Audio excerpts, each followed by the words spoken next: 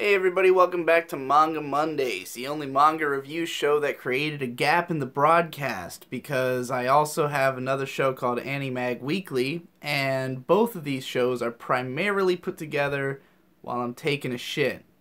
So, Animag Weekly got into the Manga Mondays time, and Manga Mondays fell behind schedule. So I'm going to make Animag Weekly a bi-weekly show from now on. It'll be Animag bi-weekly. Look forward to that. Anyways, Devilman G is the manga this week. I love Devilman. Devilman is a 5-volume manga created by Go Nagai in, I believe, the 70s. And Go Nagai, for anyone who doesn't know, is a very, very famous manga author. He's been around for fucking ever. He created like 5 franchises which have been run into the fucking ground over the last 40 years. Such as Devilman.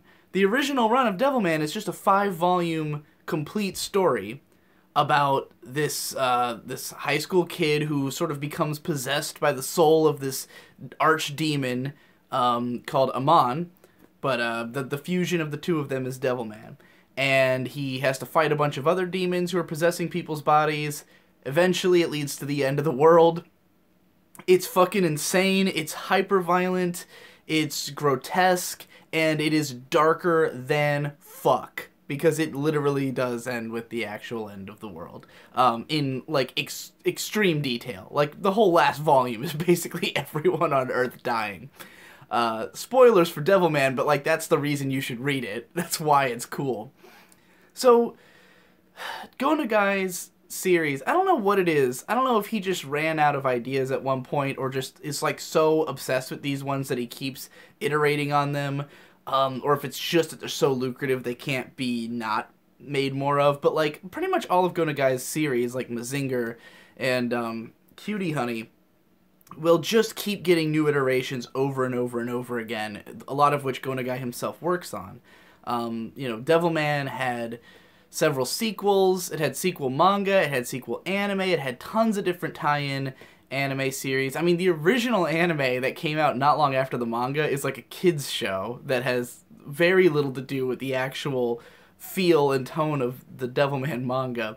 And then later on, there's like insanely violent 90s OVAs that are like some of the most gruesome shit you can possibly watch. But anyways, one of the more recent ones is Devilman G. This one's written by Go Nagai, but illustrated by Rui Takato, whom you probably don't know, but if you've ever heard of the manga Cynthia the Mission, which I've read, I think, a volume of like 10 years ago.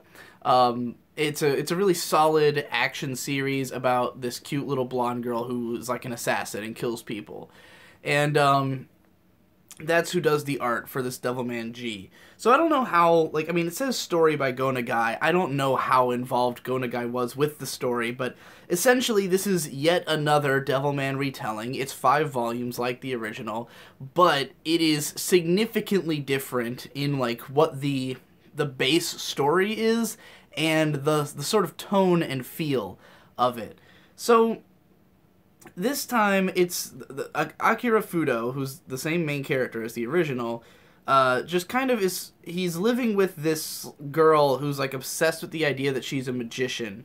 I'm not sure if she's supposed to be the same girl as the girlfriend from the original.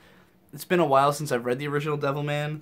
But, basically, this girl thinks she's some kind of, sorceress. And she's mostly doing it as, like, a meme, like, she's just trying to be cool. But it turns out that it just so happens that demons are real, and they're coming up from hell en masse and eating people. So all these demons are showing up on Earth and just fucking utterly destroying people. Here, let me show you. I don't know how much of this manga I can actually show on camera. Here's a scene where this really cool-looking girl has just devoured this man, leaving his head. I'm trying to block out her tits on the next page over, but there's demons and they're eating people. This girl becomes involved, and she may or may not summon Amon into the body of Akira Fudo. And there's sort of a battle of wills going on between Amon and Akira, where Amon just wants to eat people and be crazy and be a demon. But the funny thing about Amon is that he's basically a demon who kills other demons, and it's not really clear why, or like what his allegiance is. Like, he's not a good guy. He views humans as food, but whereas most demons eat each other and like morph, like that's kind of the thing that demons do, is they combine with each other. They eat each other so they can gain their powers. Amon does not do that.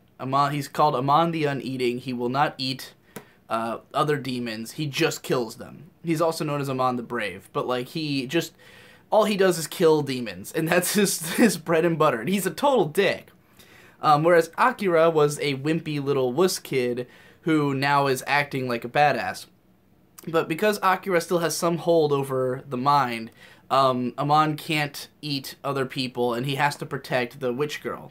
So yeah, basically it's just that's all you need to know about the premise.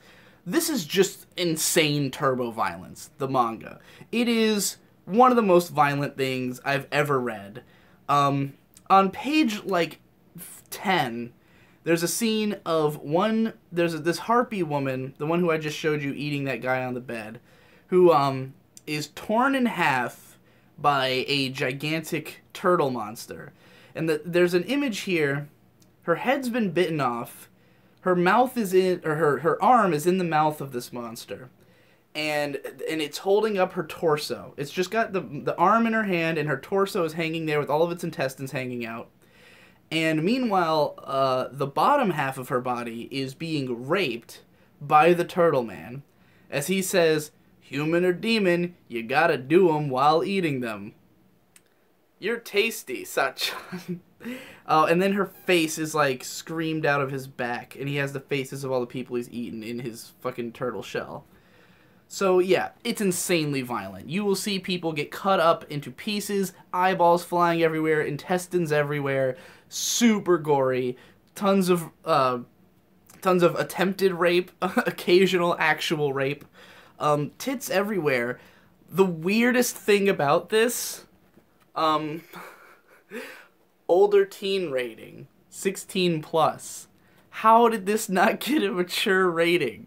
Like, it literally, the only things not displayed are dick and pussy. Other than that, like, this is the most violent, macabre thing imaginable. And there's shitloads of nudity. There's tits all over the place. Like, I can barely show you anything. But, what fascinates me the most about this is that even though this is insanely violent, gore-tastic, schlock, the artwork is fucking adorable.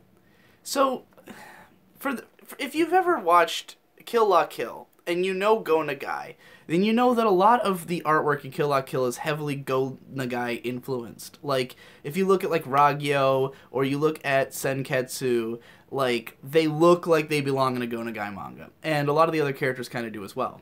The funny thing about this is that this looks exactly like Kill La Kill, and it is as expressive in the facial expressions and, like, the movements of characters. I mean, obviously it's not animated, but, like, the way that characters are portrayed is like a Trigger anime. Like, just look at, like, all the different expressions these characters have. Let me try to find more good stuff. Like, the girls are fucking adorable.